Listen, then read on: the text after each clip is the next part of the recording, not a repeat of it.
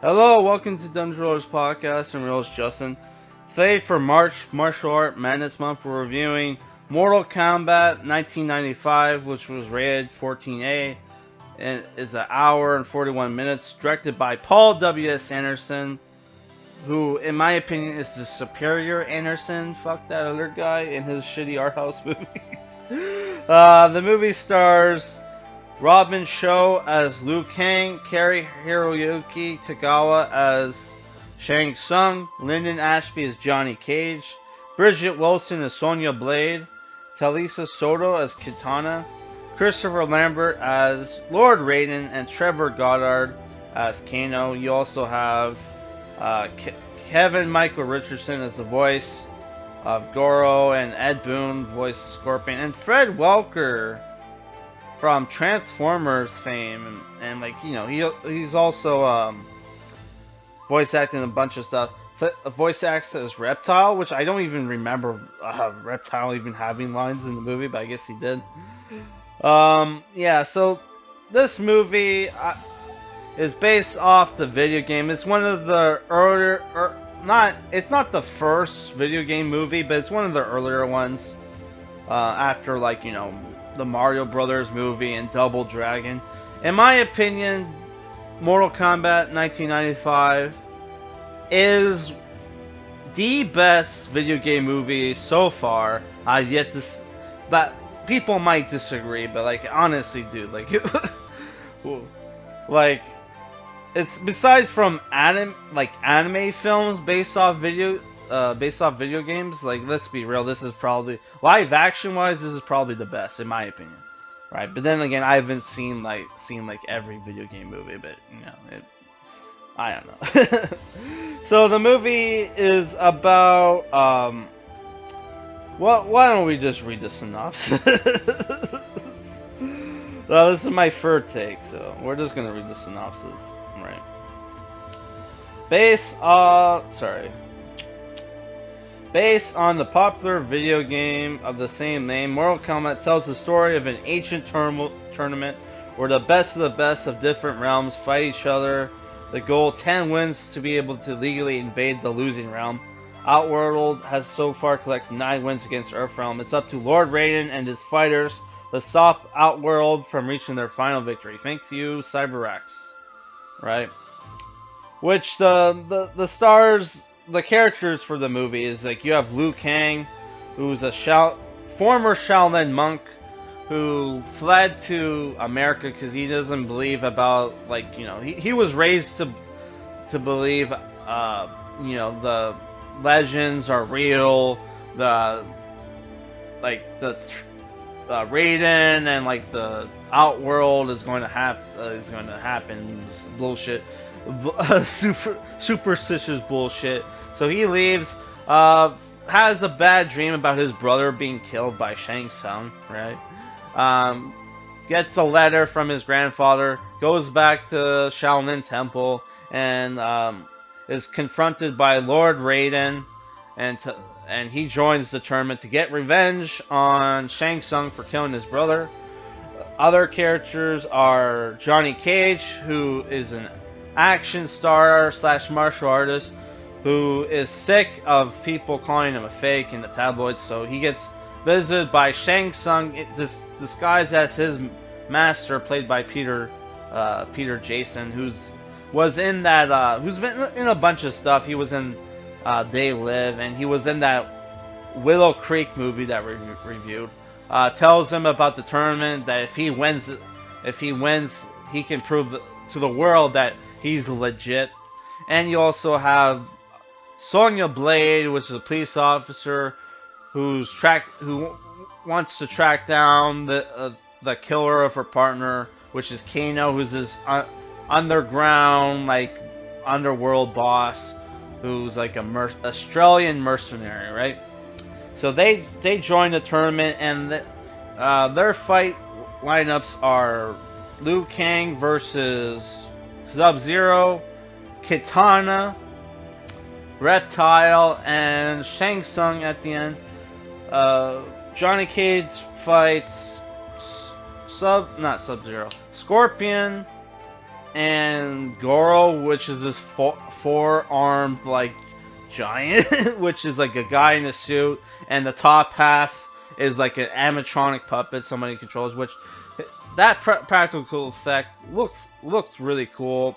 There's a lot of cheesy CGI, but it was nice to see that that they went at, like an animatronic route, practical effect route with Goro, right? And you have Sonya Blade who fights Kano, which I'm kind of disappointed that they hype up Kano so much, and then like his fight with Sonya Blade looks so dumb, and he gets his neck broken in a very unconvincing way. Like I don't even know how from that position she could break in that position where she could break his neck, right? But whatever, right? And she, aside from fighting, Kano, she gets like abducted by like Shang Tsung. Shang Tsung just like grabs her by the hair and takes her to Outworld. So like the final, like the first two acts of the movie takes place in like this island. The third act, sorry, goes to Outworld, which looks fucking cool as fuck. And they have the final fight in this like cool tower, which is straight up from the games. I would say the strengths of the movie are, you have like, well, I think our main characters' costumes could have been better. The costumes themselves, with Scorpion and the other characters, I thought were great. You have really cool set design and with the backgrounds. The music for this movie, the Techno Syndrome, oh my god, fucking love that song. Would play it when I was working out in high school on my PSP. Maybe I could legally downloaded it, maybe not. I don't think it. No, I did. No, I bought the album and I just ripped it. It was in high school. Leave me alone. And yeah, like though I do have some problems with the movie. Like I thought the final fight between Shang Tsung and Liu Kang was a little one-sided, and like that one problem with the movie is they don't, like, our characters have special moves that they do and they don't repeat them. Like would have been nice, like would have been nice if we saw the bicycle kick again, right? Because like he does, like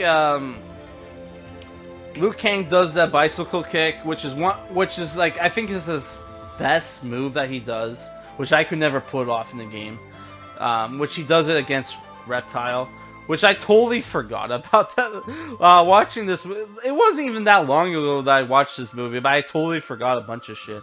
I totally forgot about the bicycle kick, the shadow kick, or that Johnny Cage does. I don't think they did any of Sonya Blade's special moves, but then again, I never played Sonya Blade, so I don't really know her special moves.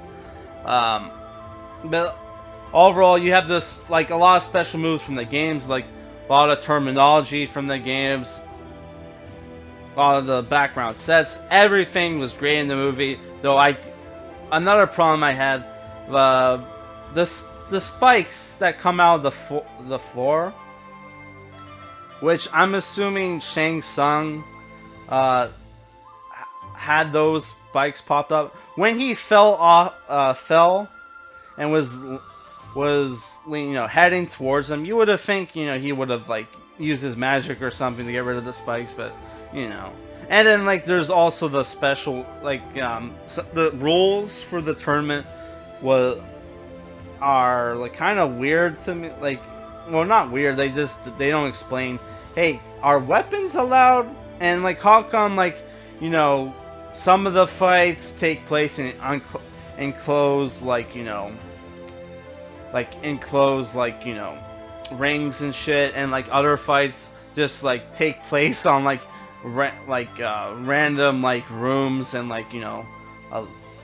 spaces, because like the Johnny Cage fight with Scorpion goes from bamboo forest to like Hellraiser hellscape.